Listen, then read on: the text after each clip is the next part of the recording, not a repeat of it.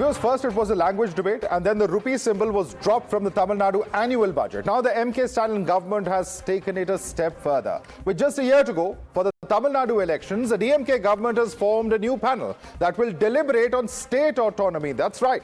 The state government has formed a high-level committee to look into the state's autonomy. One that comprises a former Supreme Court judge, an ex-IAS officer, and the former vice chairman of the State Planning Commission.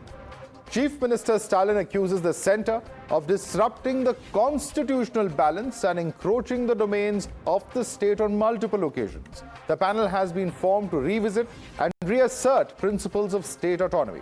However, the BJP soon hit back at the DMK government. The BJP is accusing the DMK of trying to divert attention ahead of the upcoming assembly polls. After the BJP coming to power, the situation has deteriorated multiple times when it comes to state autonomy and the state rights. High-level committee under the leadership of the retired Supreme Court judge will give more clarity and to address the novel issues arising out of this new laws from the GST or to the devolution or interfering in the educational issues of the state. Resolution should need for state because BJP government continuously past 11 years attacking the federalist system. So everything we have to go and approach the Supreme Court. Resolution Congress party supported. It is not that first time the government, the DMK party is talking about the autonomy to the state. Whenever they are facing the crisis and also whenever they are in power, when they are facing the anger of the people, immediately they start talking about the autonomy of the state. You're watching the News Hour at 10, debate number 2 on Times Now, Super Prime Time. Joining us on the show are Shekhar Iyer, senior journalist, and Dr. Syed Hafiz, DMK spokesperson. Of course, Tuin Sina and Sanjay Jha continue from debate number 1. Dr. Syed Hafiz, I'd like you to respond to what really is the charge coming in from the BJP, because the question that is being posed is whether this is really a move for strengthening federalism, or is it aimed at politics and, kind of bringing up some kind of regional spirit that is behind the thinking of Chief Minister Stalin setting up this committee to look into autonomy of the state? See, this comes as at a backdrop where the Supreme Court has condemned the action of government overruling the decisions of the state government. So this has been a problem for states where center or the union government tries to take over the duties and the responsibility of the state government in a unilateral matter.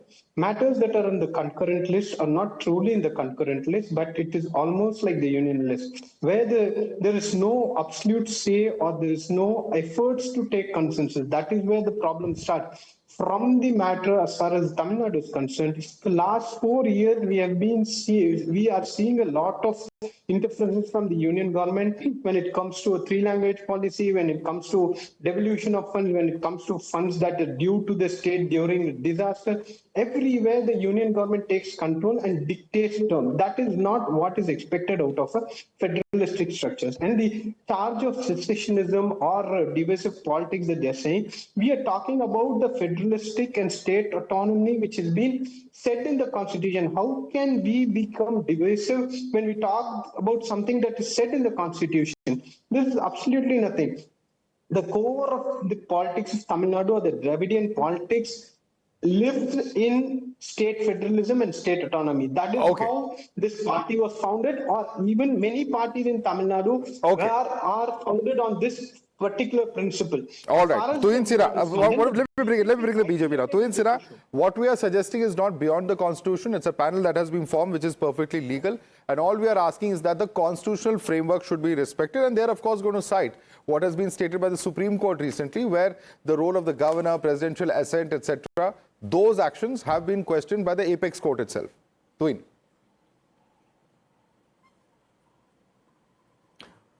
Well, Madhav, the truth is that the DMK state government has been repeatedly behaving like a rogue entity and deliberately manufacturing confrontations with the center. As you rightly pointed out, initially it was the language issue. Again, a complete misinformation was carried out on the language issue.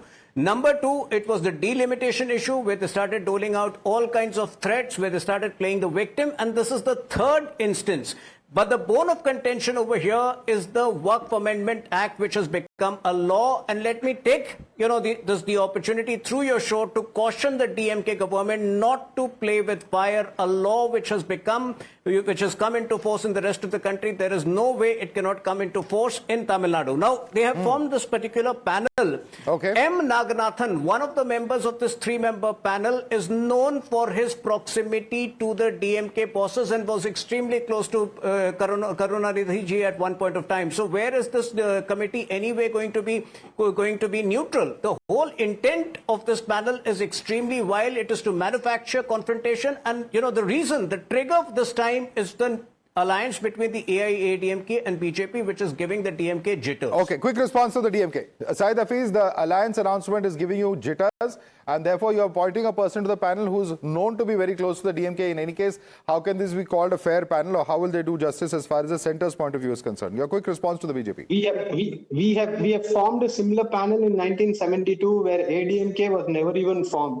So it has nothing to do with the alliance, and this alliance, we have defeated them 2 or 3 times in the past. So this idea of we are scared about this alliance itself is a false belief. I think BJP should come out of this delusion of grandeur. We are in the ground, we are leading, irrespective of whichever alliance is there in the opposition. For the fact, all right, whenever there is a crisis to the state autonomy, the DMK has acted, Tamil Nadu has responded. It has nothing to do with elections, or it has nothing to do with the Waqf law. It has nothing to do with the BJP aligning with X party, Y party, or Z party. That is the fact. And as I said, the core of the politics of Tamil Nadu revolves around federalism and state autonomy. Any threat to that will be viewed seriously, and DMK has taken up the responsibility of addressing this issue. Quick response, Dwayne. Quick response. We have come to the rescue of the people of Tamil Nadu and putting out their point of view, even in the past, even in 1972. Your response to him?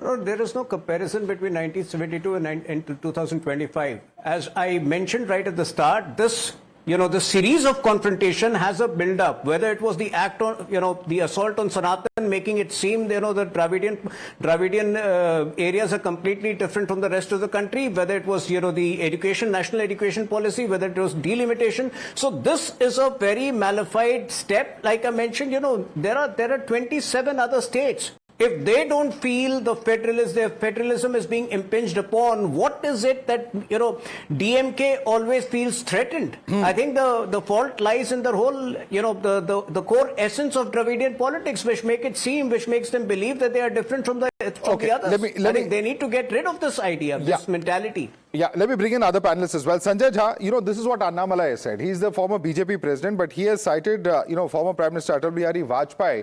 And what he is saying that such recommendations could also promote regionalism to a potentially dangerous extent. Is this a fair argument? Or isn't it a fair argument in your view? Well, first and foremost, a blatant lie spoken by my friend Tuhin Sinha. He talks about the other 27 states. My dear friend, all non-BJP states have said that cooperative federalism is dead, not just Tamil Nadu. And Madhav, look at the constitutional immorality of the Modi government. After such a harsh judgment by the Supreme Court that basically tells you that the governor of Tamil Nadu, an appointee of the BJP, has violated all norms of parliamentary protocol, he has still not been asked to. Oh, I think we've lost that line there with Sanjay. Passed in 2020 are now deemed to be passed. It's taken 5 years. I mean, this is absolutely a disgrace, and I think the BJP is mocking democracy in this country. Point number 2, the BJP links the funding under the new language policy to.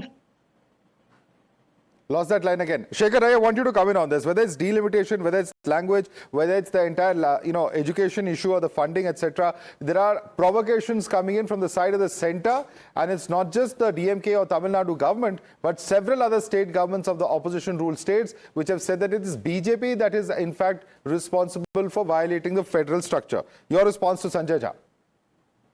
Well, you see, what is happening in Tamil Nadu is Stalin's attempt to set a narrative before the assembly elections. Because there have been reports and reports on center-state relations, autonomy. Even Karunanidhi himself set up a commission in 1969 itself. They came to power first time in 67. In 69, they had a Justice P.V. Rajamanar committee. And in 1974, Tamil Nadu Assembly passed a resolution. That was a time when Karunanidhi had a stormy relation with Indira Gandhi. Now again, there was, you had a Punch Commission, which was set up in 2007. It gave a report in 2010. And DMK was part of that government. So these reports keep coming. There is one more commission. But and you had in 83, Indira Gandhi set up a Sarkaria Commission on Center-State Relation. It gave a report in 88. See, there have been reports and reports. The question is, Stalin feels after the Supreme Court judgment on governor, he should keep this narrative going. But my question is, are these issues going to resound on the ground? Because on the ground, for the assembly elections, it is a performance of the DMK government. And the fact is, there are severe anti-incumbency issues plaguing this government, particularly on issues like corruption. Okay. And they feel, the DMK feels that they can keep on keeping this narrative going. But you see, DMK never raised its voice on autonomy and other things when it was part of Vajpayee government between 1999 and 2004. It was between 2004 and 2014.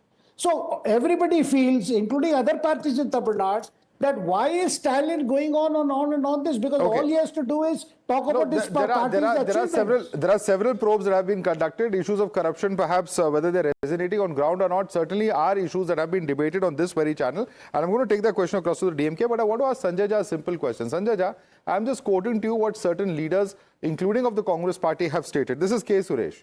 K. Suresh has come out to say that we have to question this. If this is not rectified, all southern states have to raise their voices demanding a separate nation. Then there is in 2022 the statement of A. Raja of the DMK, don't push us to demand a separate nation. We have seen how Rahul Gandhi in 2021 spoke about how he was an MP in the north. He got a different type of politics there. Coming from Kerala, it was different. So on and so forth. There are several such statements. The bigger question is, and of course, what DK Suresh has stated is, of course, very well known. This entire issue of a separate nation for the South, isn't it?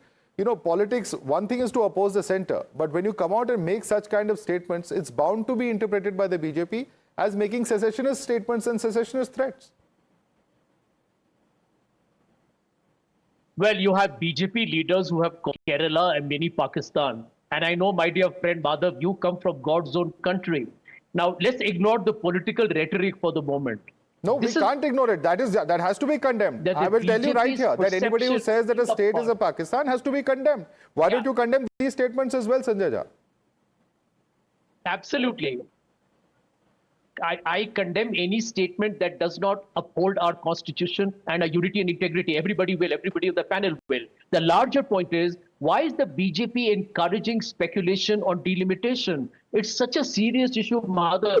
I would have liked the BJP today call for an all-party meeting and have a discussion on how the seats will change based on population, what will be the criteria. I heard the Home Minister make a statement saying the seats won't change. What does that mean? Does it mean the seats will change for some states and not for the others? There are many serious ramifications of delimitation. I think today, if people are feeling aggrieved, or there's an angst, or there's an apprehension, it is a failure of Mr. Modi's government to build trust. Well, I believe the Home Minister has made a statement. Let me bring in Shekhar Iyer on that. Shekhar Iyer, is there a lack of trust because of the government not coming clean on delimitation, because the southern states feel that their seats and the share of seats is going to come down drastically? Shekhar Iyer. Delimitation, nothing has started yet, because the delimitation under the constitution has to follow a census. As of now, we do not know when the census will begin. Everybody expects census to happen in the beginning of 2026. After that, it will take a year. Then, after the census report comes, the delimitation commission will be set up. It will take another year. When nothing is happening, why delimitation has been taken up as an academic exercise? Has government spelt a formula which is going to go against? See, we have seen previous, how is the delimitation done? There is a commission that visits every state. That talks to all the stakeholders. There is a process. Now nothing has happened, and everybody is talking about delimitation. Okay. I mean, you don't strip before plunging into the river when the river is almost 10 kilometers away. Okay. Let me bring in Syed Hafiz on this side. Hafiz, there is a question. One point. Very quick, 10 seconds. Yeah, the census was delayed because of the pandemic. The pandemic is now 5 years gone. Can the BJP tell the people of this country why the census has been delayed? You see, this government lacks transparency, lacks honesty. Okay, Tuin, quick response to that, please. Quick response. Yes. You made your point. You made your point, Sanjay Jha. Tuin. You know, the census is going to start very soon. It could be any day from now. The point is, you know, most of these procedures follow a chronology. So, you know, when you talk about delimitation, obviously the census has to precede it. But playing victimhood, which Rahul Gandhi and Stalin are good at, you know, that doesn't require any chronology. Now, we have made it very clear that no state will suffer because of delimitation. The normal procedure, you know, the normal delimitation procedure which has been followed till now in the 3 occasions when delimitation happened was the population. And, you know, when you talk about today, Tamil Nadu and Madhya Pradesh have roughly the same population. Madhya Pradesh has 29 Lok Sabha seats. Tamil Nadu has 39 Lok Sabha seats. Madhya Pradesh is not playing the victim, but Stalin continues to play the victim. You know, I am taking this opportunity to once again reassure every state that none of them will suffer. All their concerns will be taken into Amish, Home Minister Amit Shah has made the same statement, but I want to end with a question to Syed Hafiz. I'm sorry, I'm interrupting you, Tuin. Just 1 second. Dr. Syed Hafiz, simple question for you, sir. In 1974, the DMK government presented a white paper for advocating for greater autonomy. At that time also, it was allied with the Congress party, much like it is today. From the subsequent election that happened in 1977 to 1989, do you know how many elections the DMK won? Can you tell us? We lost those elections, and what happened after that? We have been winning. We are in power. Simple point I'm making, that you know, this push for greater autonomy has not worked politically for you in the 70s, and there's no saying that it really will in 2025 either. I will tell you what, the political situation on ground in Tamil Nadu was different because there was a new party called ADMK between those times, which was more powerful than the DMK with all fanhood. Now the situation has changed.